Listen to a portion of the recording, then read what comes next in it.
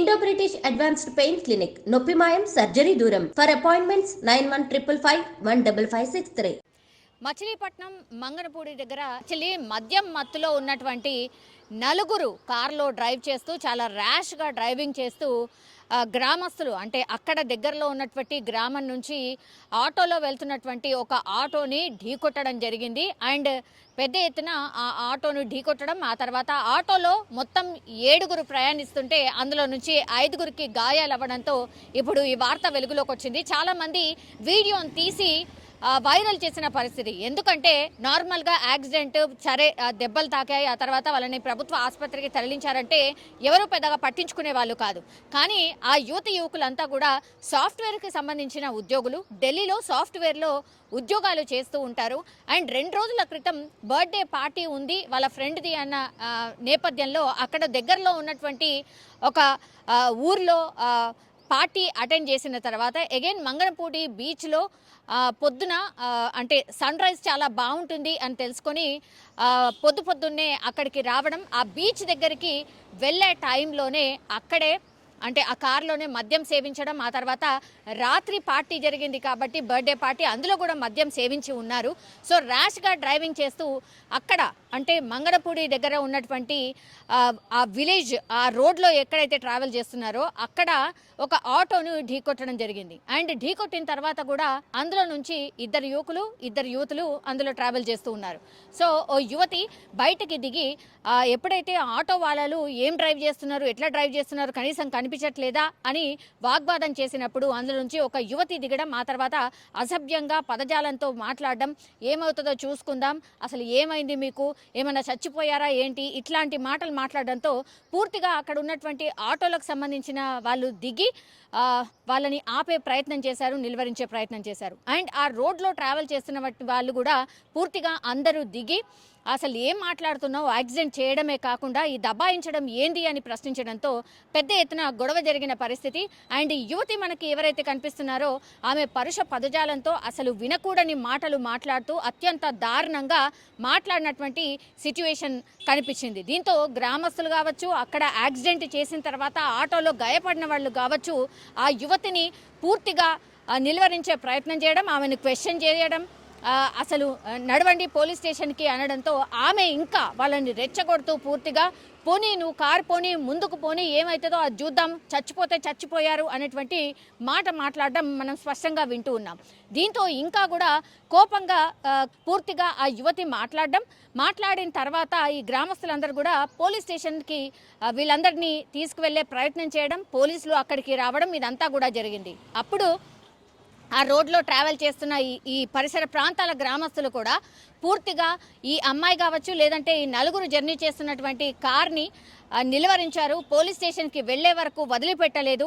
ఆ తర్వాత పోలీసులు పూర్తిగా వాళ్ళని పోలీస్ స్టేషన్కి తీసుకెళ్లిన పరిస్థితి అయితే కనిపిస్తుంది. ఒకవేళ నిజంగానే వీళ్ళు ఎవరైతే ఈ నలుగురు ట్రావెల్ చేస్తున్నారో వాళ్ళు మద్యం మత్తులోనే ఈ డ్రైవింగ్ చేశారు అండ్ డ్రైవ్ చేస్తూ వచ్చి ఇంకా మద్యం మత్తులో ఉన్నారు కాబట్టి ఆటోను ఢీకొట్టారు అని గ్రామస్తులు ఆరోపిస్తున్న పరిస్థితి. మరి అక్కడ పోలీస్ స్టేషన్కి వెళ్ళిన తర్వాత మరి గ్రామస్తులు ఏదైతే వాదన వినిపించారో ఆ వాదన ప్రకారం మరి పోలీసులు ఎట్లాంటి కేసు నమోదు చేశారు, ఏం జరిగింది అనేది తెలీదు. బట్ వాళ్ళైతే పెద్దగా ఏం గాయాలు అయిన వాళ్ళకి మేము ట్రీట్మెంట్ ఇప్పిస్తాము, నో ప్రాబ్లం అని కాంప్రమైజ్ అయ్యి అక్కడి నుంచి వెళ్ళిపోయారు అనేటువంటిది మనకున్నటువంటి ఇన్ఫర్మేషన్. కానీ ఒకవేళ నిజంగానే గట్టిగా ఢీకొని ఉంటే, పెద్ద యాక్సిడెంట్ జరిగి ఉంటే నిజంగానే ఎంతమంది ప్రాణాలు కోల్పోయేవారు కదా. అండ్ మద్యం మత్తులో ఈ యాక్సిడెంట్ జరిగినట్టు స్పష్టంగా తెలుస్తోంది. మరి వీళ్ళ మీద ఏమైనా చర్యలు తీసుకున్నారా లేదా?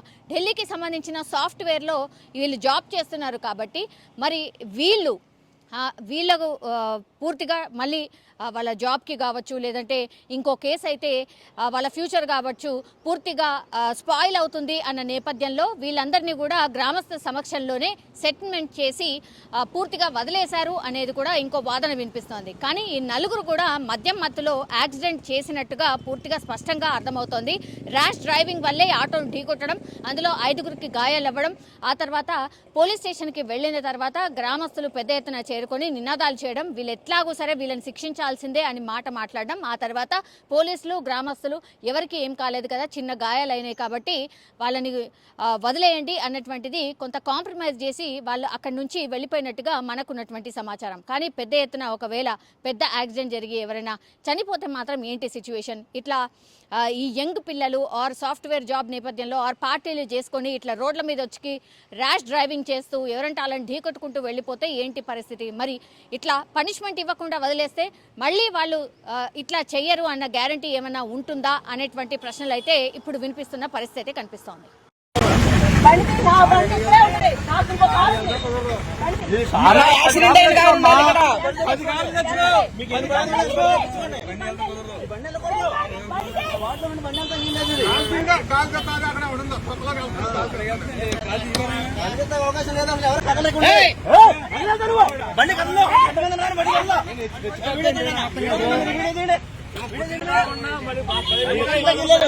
కదలవద్దు బండి బండి కదులు తగ్గిలేదు.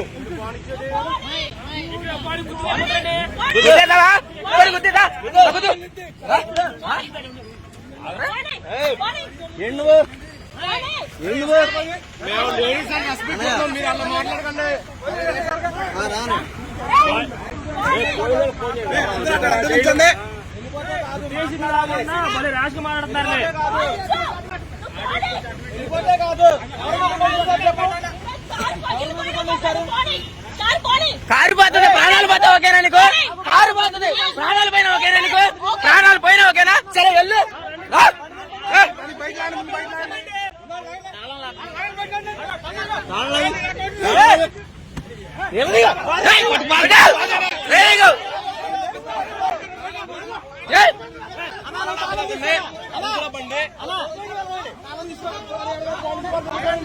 టైర్ కోసి పడతాంలే మాత పూసుకున్నా మంట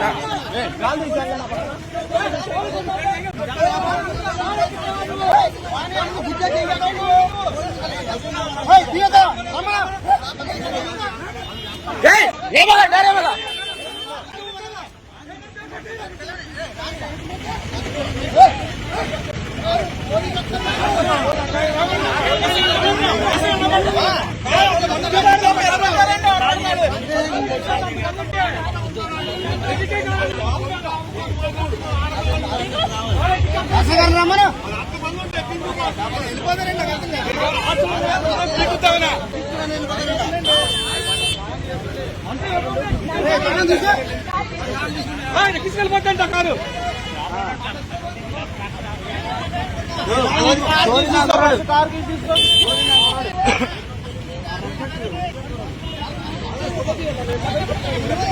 తప్పులైనప్పుడు ఉండు, అక్కడ తప్పులైనప్పుడు ఉండు.